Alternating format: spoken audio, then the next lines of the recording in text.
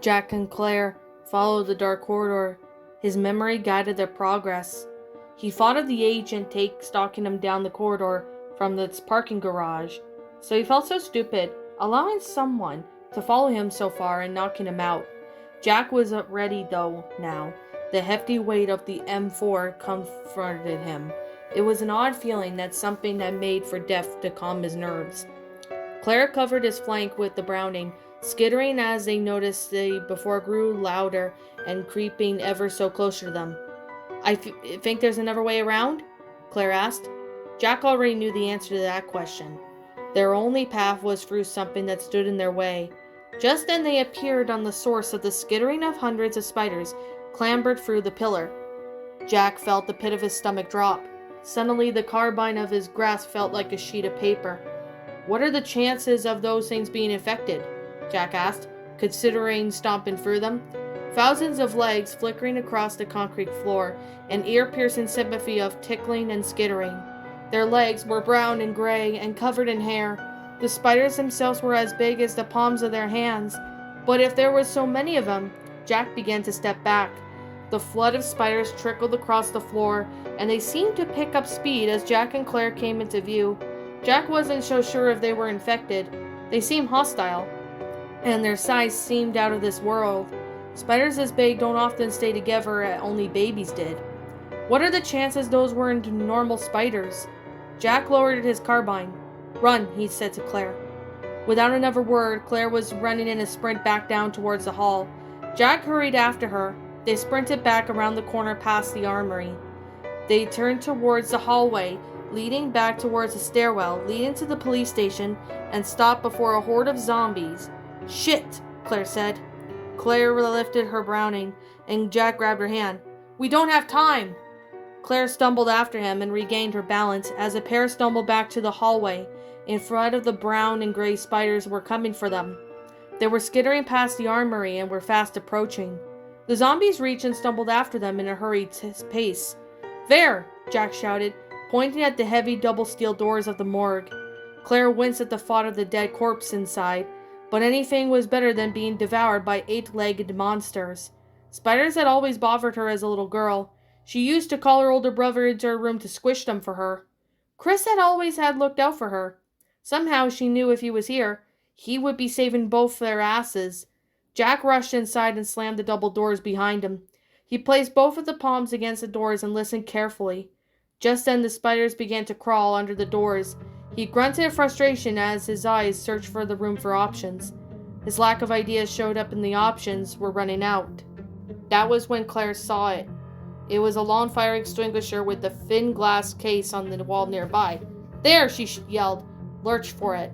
She pulled the pin and aimed the rubber hose downwards at the approaching mob of spiders, squeezed the handle, and the white foam began to spurt out from the spout.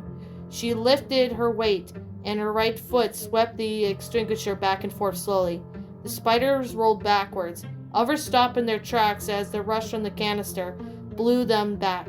Slowly they began to die as the carbon dioxide did its work. The thick substance covered the base of the pore, preventing spiders from entering.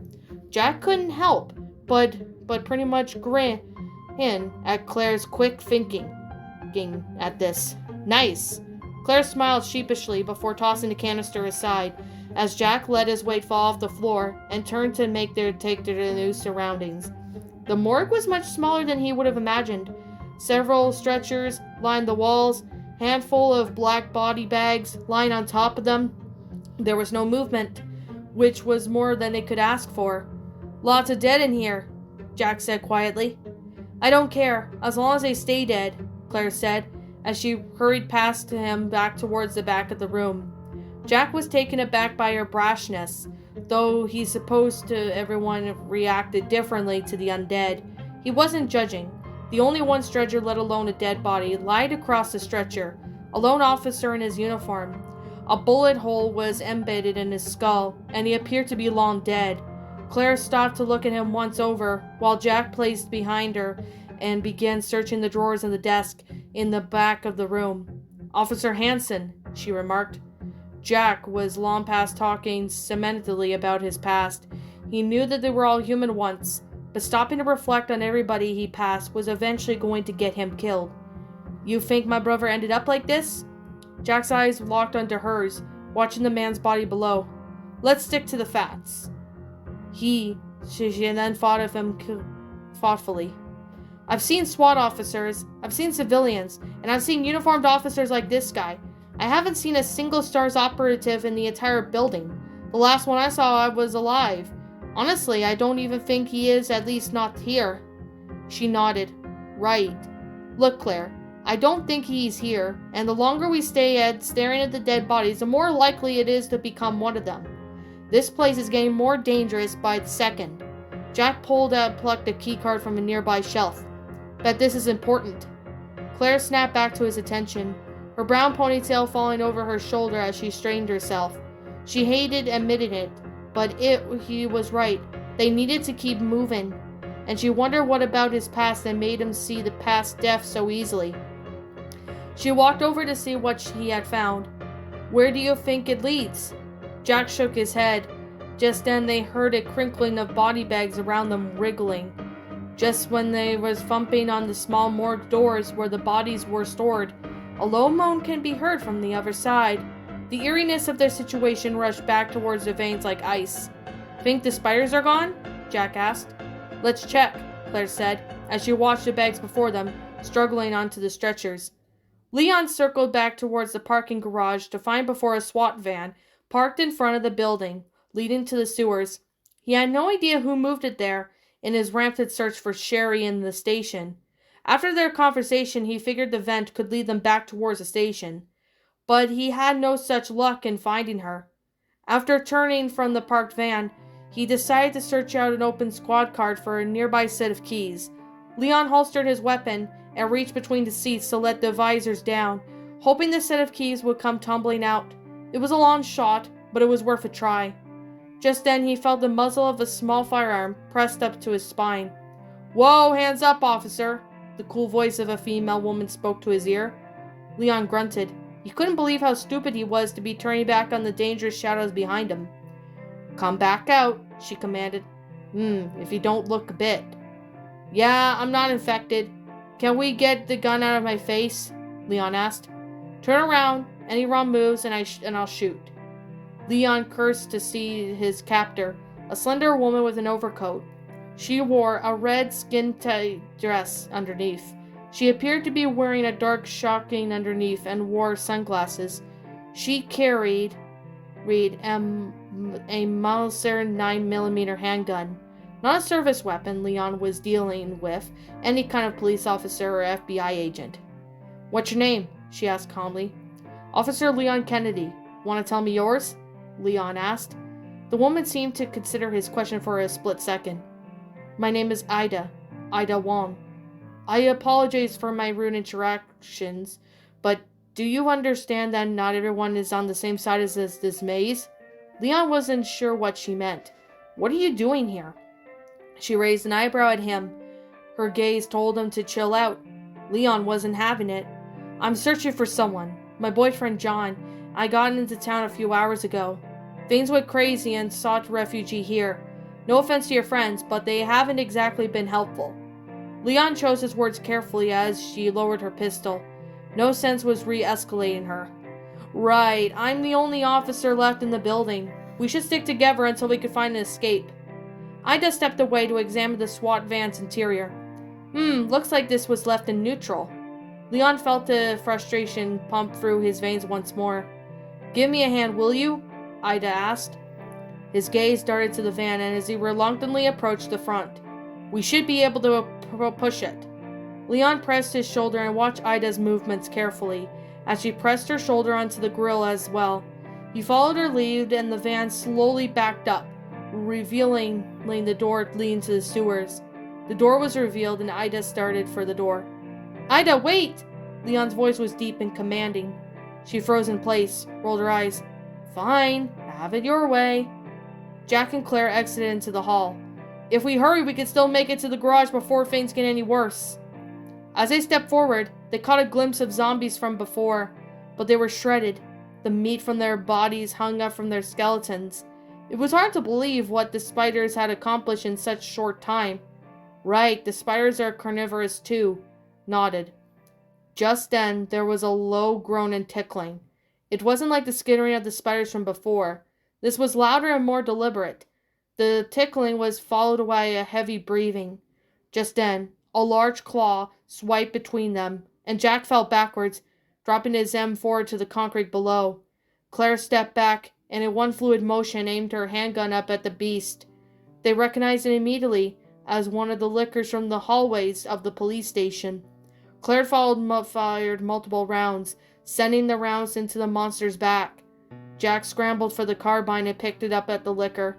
Just then the long pink tongue wrapped around his ankles and yanked him in the opposite direction, back towards the morgue. Claire fired twice before the first licker above their heads. It dropped to the concrete. Claire turned to see Jack's shadow disappear from the corner, followed by a shrill cry. Claire screamed out to him, "Jack!" Claire raced after him when the first licker wrapped its tongue around her legs. She dropped her browning and fall, as she was too close to the grenade launcher. "No shit! I'm gonna die!" Just then there was a loud boom, followed by a spray of blood, flesh, and bone. Claire opened her eyes to see a heavy-set man with a goatee standing over her and the dead licker. The man carried a large silver revolver in his hand. A wide grin crossed his face. He reached down and swiped the butt of the revolver, and her temple to Claire's world went black. Jack was dragged around the corner as Claire screamed for him. The tongue pulled him towards the ladder. Jack dropped the M4 in the commotion and gripped at the slimy pink tongue now wrapped around its neck as it pulled and tugged from the manhole above him. Jack did all he could to scream and yell, but he was losing oxygen fast. He could feel his neck straining, every muscle in pure agony as he was lifted from the floor towards the manhole above his head. He could feel his toes starting to tingle and knew if he didn't act fast, he would be strangled. Jack's eyes peered up to see the licker above him, its tongue coiling inside of its mouth as it pulled him upward. The disgusting exposed brain, where its eyes should have been, stared back at him hungrily. Jack wasn't sure why he was picturing any kind of facial features at that moment. Jack kept his left hand between the tongue and its neck, lowered his right down to his holster. He slapped around until he found the fourth butt of the familiar Springfield and pulled the gun straight out. He whipped the gun upwards, stuck it through the weapon in the teeth of the creature, drooling above him, of what could have been the last ounce of strength. He pulled the trigger. In the next instant, from the blast from the Springfield tore through the brain of the licker. Flesh and bone sprayed all in directions, splattered in Jack's face. Jack fell and hit the concrete hard. The muscles in the licker's tongue had laxed and drooped over his body as he landed. "Holy shit, that was close," Jack muttered to himself. Jack lifted himself up on all fours and steadied himself for a bit, coughing and gasping for air. He struggled for a little while longer and holstered his Springfield. After a minute or so regained himself, he realized something. Claire! Why was she not looking for him? Was she okay? Did the licker get her? Jack plucked his 4M from the ground and hit the concrete wall where he was pulled from the ground. He took a deep breath for what he may not see. Jack held the carbine close and peeked over the wall in the corner. What he expected to see was Claire standing over a dead foe or a licker feeding on the corpse. He prayed for the former. Instead, he caught a glimpse of something. A shadow? Leading back down the hallway for the stairwell back to the police station. The licker did stay on dead on the ground, its head replaced with a pile of red mush and white bone. Something wasn't right. If Claire wanted to fight, then why was she headed for the police station? She would have come running for him, or retreated to the morgue. But why the police station when its potential escape was right around the corner? Jack held his weapon ready and hurried down the corridor, careful not to make too much noise. He reached to the second corner, passed it for the morgue as he went. He carefully stepped over the dead creature and plucked Claire's grenade launcher from the concrete floor. He peeked over the next corridor to see a heavy-set man with a goatee and slick brown hair carrying Claire in his arms. He was turned away from Jack's far end. He stopped for a second and stroked her cheek with one pudgy hand. "Not long, darling. We'll be back in my office soon." the man said as he straightened his stance and continued with Claire down towards the stairwell. Something about the man gave Jack the creeps, as well as he is so dressed considering the situation. The way he had called her darling and had stroked her cheek as she lay unconscious. Jack shivered at the thought of what was happening. He would have had to act carefully and keep his distance if he was going to help Claire. Claire awoke to some shuffling over the feet of the plush carpet. He saw a man turned away from which he seemed to be searching for something on a coffee table across the room. Where am I? Are we still in the police station? Her head pounded with the pulse of their heartbeat. She instantly recognized the figure as the man who had knocked her out. He hadn't noticed her awaken. Claire carefully reached for the holster to discover the Browning was gone. The comforting weight of the grenade launcher was gone too.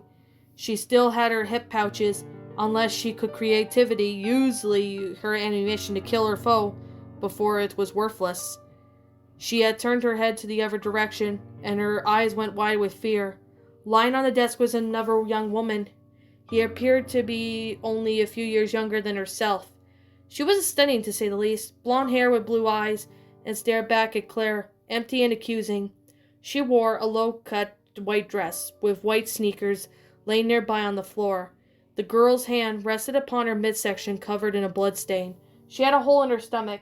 Claire assumed it was likely a bite that resulted in flesh being torn from her body. It didn't look like a gunshot wound. Beautiful, isn't she? The man's heavy footsteps fuddled across the plush carpet. Claire wasn't so sure what kind of game this guy was playing. He seemed to gloss over the part when he knocked her out into prior kidnapping her. She decided to play his game for survival's sake. Who was she? The mayor's only daughter. The man stepped back before his desk as Claire got a glimpse of the nameplate, boarding to the set corner of the desk. Chief Brian Irons. You're chief of the Raccoon City Police Department, she said. She couldn't help herself. Irons nodded. Indeed, I was given one task. One simple task. Protect Kathleen. I tasked, and I failed. Claire kept her tone light as she realized that she may be dealing with someone unstable.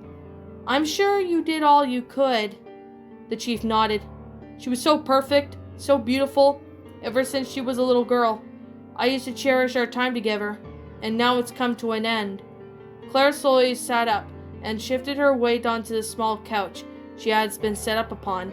She wanted to be ready to react if necessary. But soon all that will change. Soon the T-virus ravening her body will consume her and she will reanimate. There's no way to stop it. It's inevitable. There has to be some way, right? Claire asked. In a manner of speaking, yes. A massive trauma to the brain, decapitating her completely. Jesus, this man is insane. Claire finally adjusted herself to the sitting position and worked the courage to begin to stand. You can't lose hope for someone you love, Claire said, still choosing her words carefully. There was a long, uneasy silence.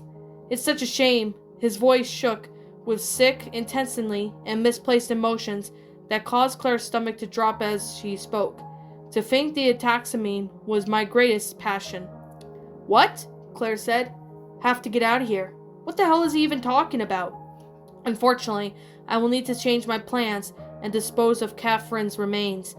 Doing so will ruin all of our potential as my finest piece of art. Claire's eyes went wide as she realized this sicko's true intentions. But then I found you.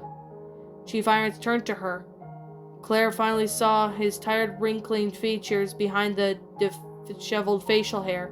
He had bloodstains on his trousers and a manic expression on his face. You'll be my greatest work, young lady. Irons lurched forward and grabbed her in both arms. Claire was caught off guard and let out a scream. Let go of me, you crazy asshole! Claire instinctively reached for the firearm, but it still wasn't there when he pulled her to the floor. Whoa, calm down, girl. Irons then retorted, and he pulled her behind his desk.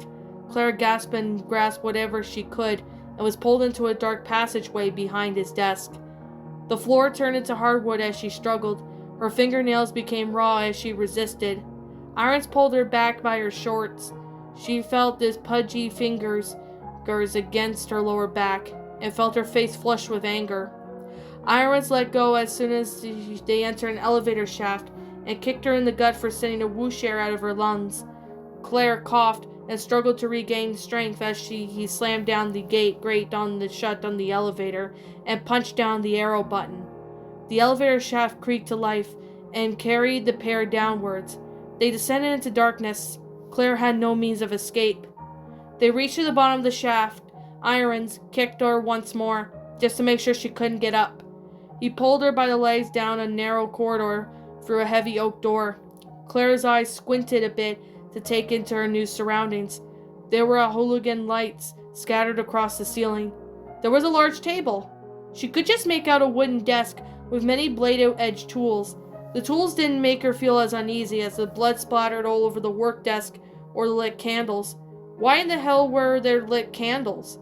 Irons turned to prep something on the table above her. Claire rolled to her side and futile the last attempt to escape.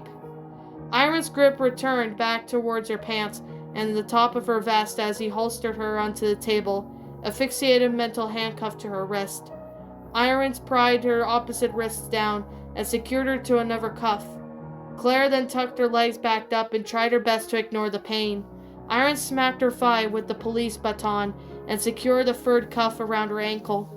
Once that was done, there was little she could do to avoid his second leg being cuffed. Once it was done, she was trapped.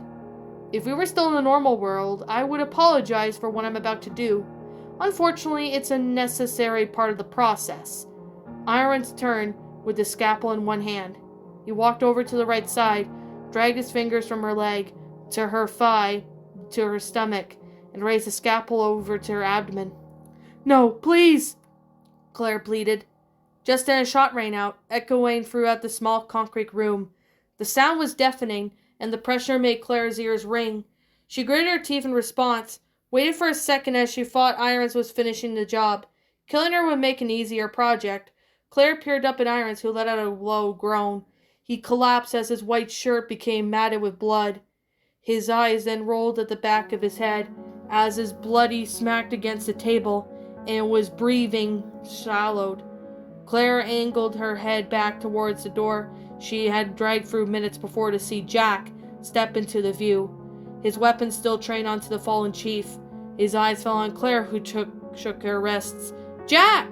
Jack had never heard of the desperation of her voice like this before, so he rushed to her side. "Cuffs!" Claire's eyes fell on Irons. "He might..." Before she could finish the thought, Jack then stooped down to the floor and reached search Irons' body. Finally, his hands fell on a key ring onto a waistband. Jack got up and began unlocking her cuffs.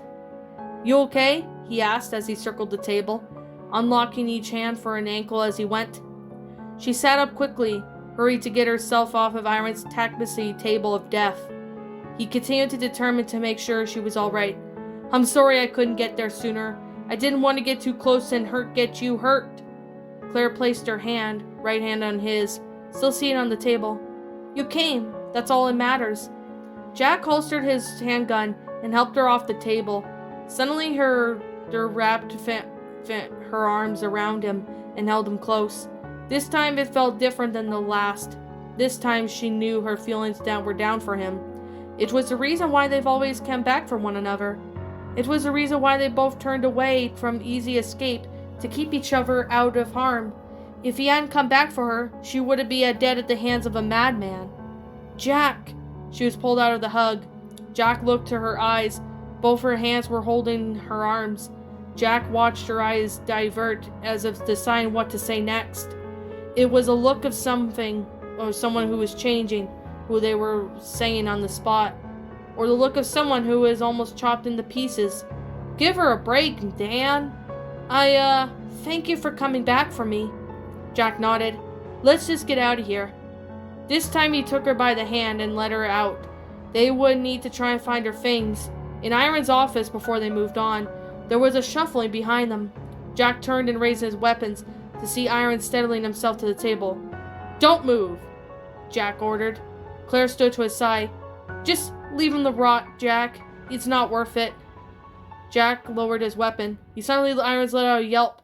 His voice dropped suddenly into a howl. "My chest! It burns!" he cried.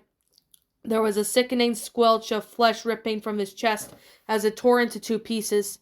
Iron, screaming in pain as he fell, sank to the floor. Suddenly a small insect wriggled its way out of the chest cavity, slithered onto the floor. Jack covered his mouth, trying to resist the urge to vomit. Irons fell silent as he sank to the floor once more. The insect skittered out towards the pair. Jack lifted his boot and brought it down hard on the insect. "What the hell was that?" Claire asked. "Let's just get out of here,"